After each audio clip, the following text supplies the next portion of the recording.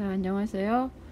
자, 개학 후 첫 시간입니다. 대단원, 이단원, 근대 국민국가 수립운동 중에서 서구 열강 접근과 조선의 대응이라고 하는 지금 단원을 우리 1학기 때부터 살펴보고 있는데, 자, 2학기 오늘 첫 시간은 일본의 침략 확대와 국권 수호 운동 중에서 여기 이 국권 수호 운동을 살펴볼 차례이네요.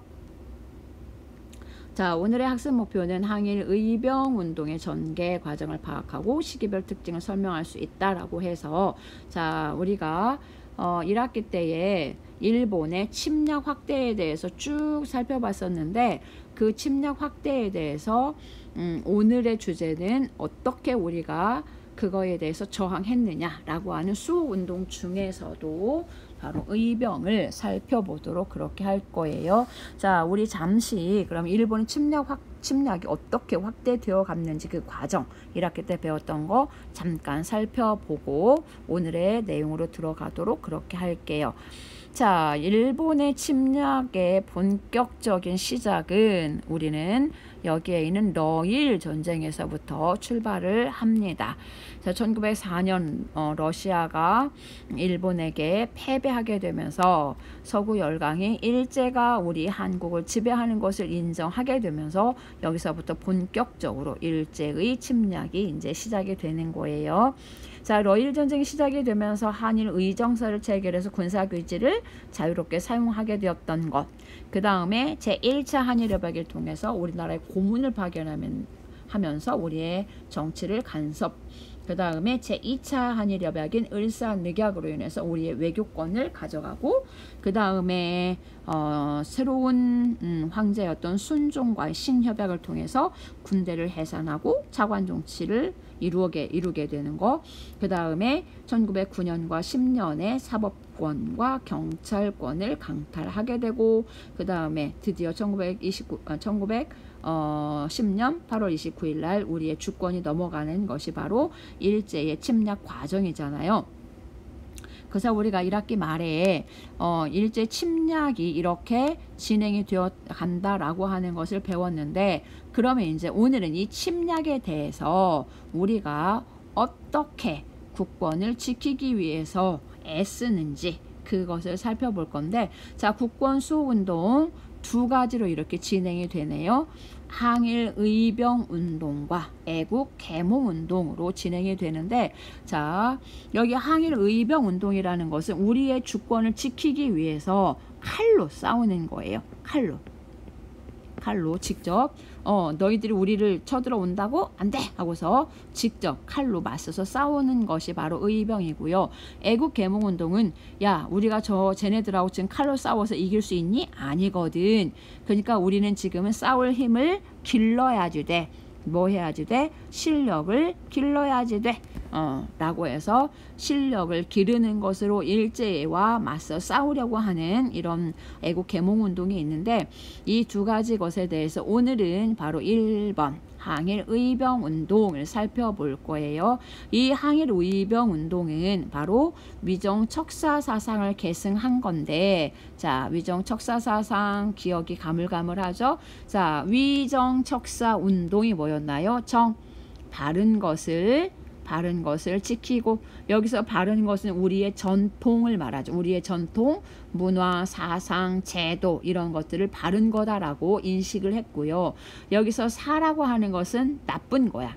사악한 거야. 그래서 이것은 서양의 것, 일본 것, 이런 것들은 나쁜 거니까 뭐 해야 되겠어? 배척해야 되겠어 라고 하는 건데, 이것이 1860년대, 70년대, 80년대, 90년대의 상황에 따라서 여러 가지 주장으로 나오게 되네요. 1860년대 때 이양선이 출몰해서 통상을 요구합니다. 이렇게 나오니까 얘네들은 안 돼, 쟤네들은 서양이야 이렇게 해서 통상은 절대로 안 되거든. 통상을 반대하는 것으로 위정척사 운동이 출발을 하죠. 그래서 이항로나 기정진과 같은 인물들이 쟤네들과 화친하는 것은 절대로 안 돼요. 배척합니다. 그렇게 해서 끝까지 싸우자고 주장을 하는, 그래서 흥선대원군의 통상수교 거부 정책에 대해서 열렬한 호응을 했던 이런 것들이 1860년대의 위정척사 운동의 모습이었고요.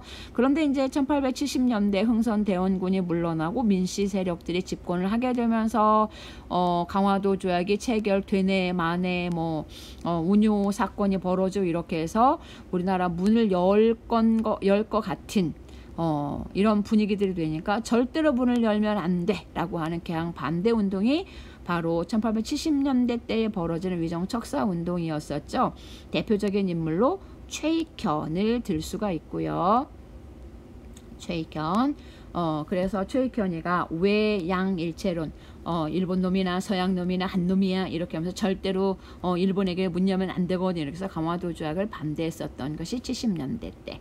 자, 그 다음에 1880년대 때에 정부에서 개화 정책을 추진하게 되니까 개화 반대 운동을 펼치게 되는데 가장 대표적인 인물로 이만손, 홍제약, 여기 바로 영남 만인소 우리 예전에 다 배웠었죠. 자, 그러다 1890년대에 이제 의병으로 출발을 하게 되네요. 의병. 바로 오늘 이 1890년대부터 시작이 되는 의병을 살펴보도록 그렇게 하겠습니다.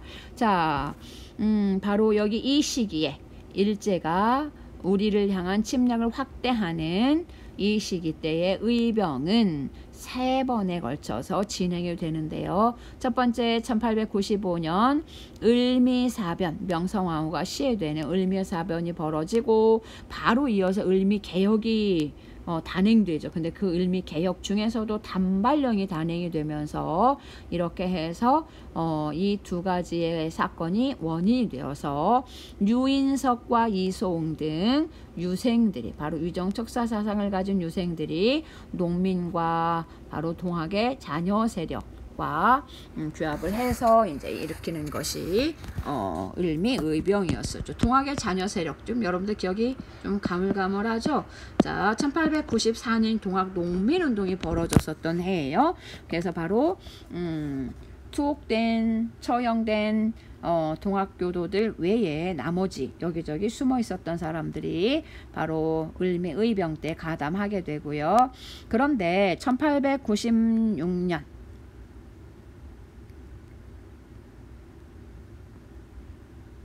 참 여기서 우리 유인석의 경문 잠깐 살펴보고 뒤로 넘어갑시다. 자, 유인석의 경문. 우리 국모의 원수를 생각하면 이미 이를 갈았는데 우리 국모의 원수, 이게 바로 뭐인 거예요? 을미사변. 을미사변. 자, 우리 국모의 원수, 명성황후 시해한 그 일본의 만행을 생각하면 이를 갈았다. 그 다음에 우리 부모에게서 받은 머리털을 풀베듯이 베어버린다. 이게 바로 을미개혁에서 단행되는 단발령을 말하는 거죠. 그래서 의병을 일으킬 거야, 여러분들 합류해, 이렇게 해서 유인석이가 사람들을 모으는 경문을 발표하면서 수많은 이런 농민이나 동학교도들이 합류하게 되고요. 자, 이렇게 해서 친일 관리와 일본인들을 처단하는 활동을 펼치게 되는데, 그런데 1896년 아관파천이 벌어지면서, 아관파천이라고 하는 건 뭐예요?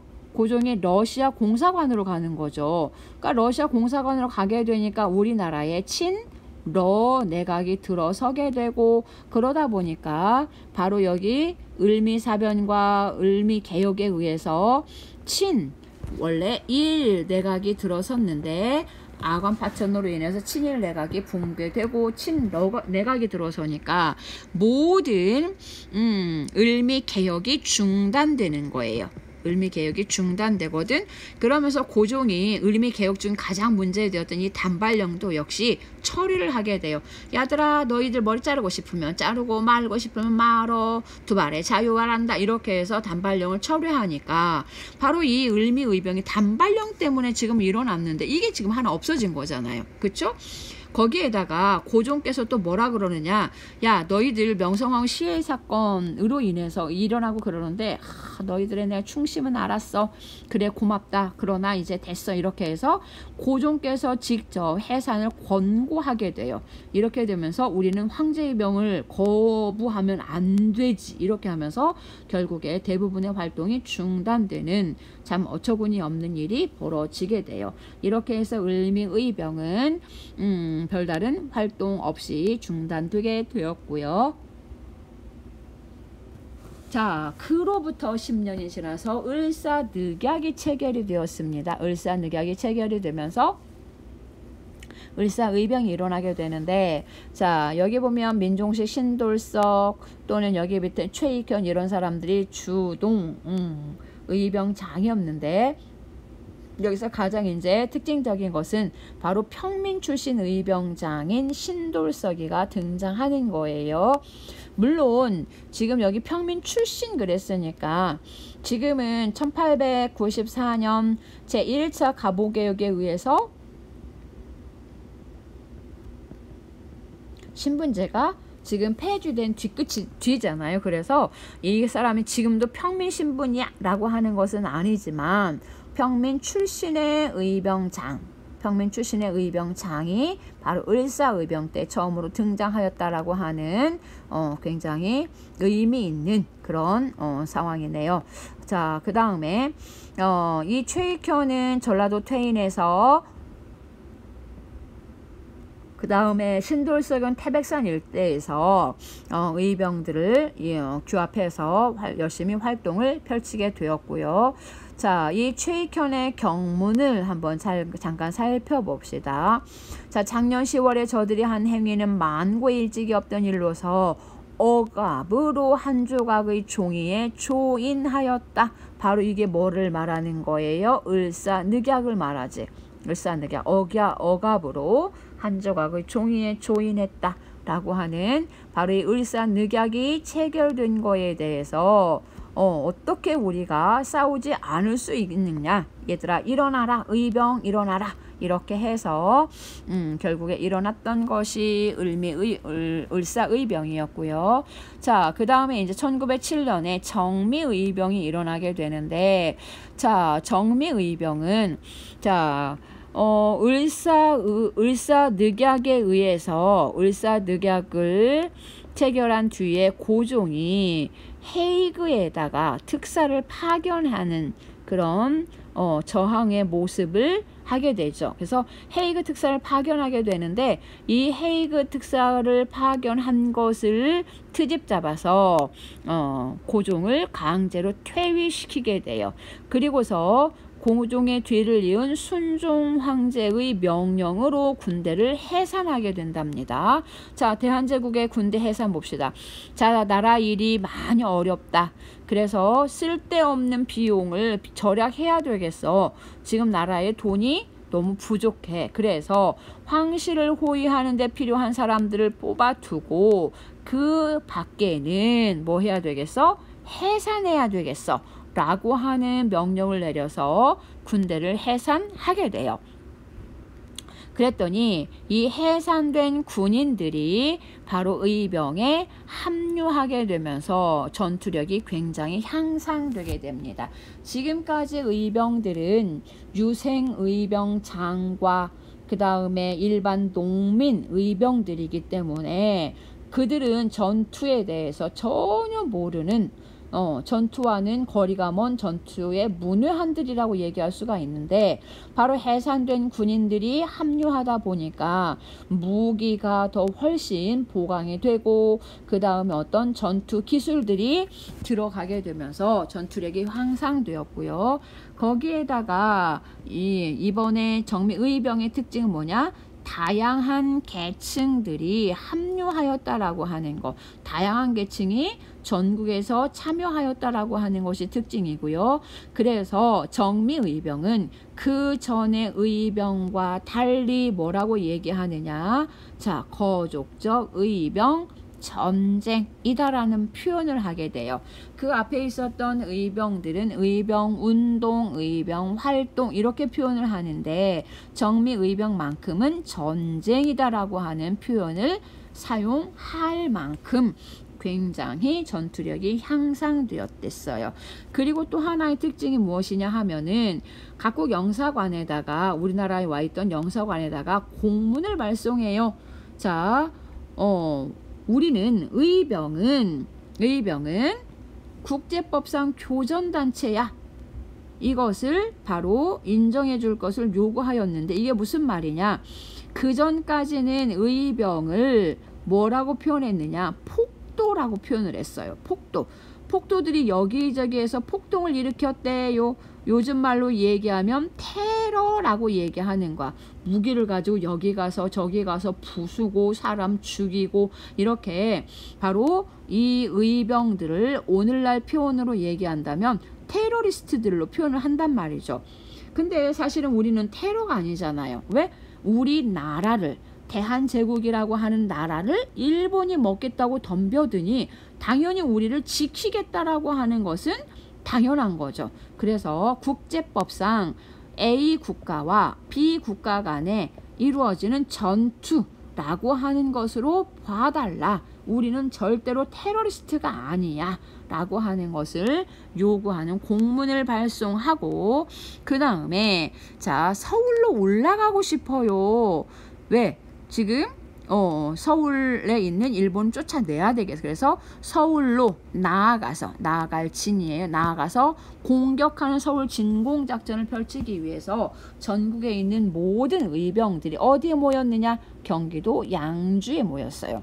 경기도 양주에 이렇게 양주에 모여서 의병 연합부대를 이루게 되는데 이름을 13도 창의군이라고 하는 이름으로 달고 진행을 하게 되는데 총대장의 이인영 그 다음에 군사장의 허위 이렇게 해서 의병 연합부대를 이루어서 서울 진공작전을 펼치게 되는데 대단히 애석하게도 총대장 이인영의 아버지께서 돌아가셨네요. 그래서 부친상을 치러야지 되겠어.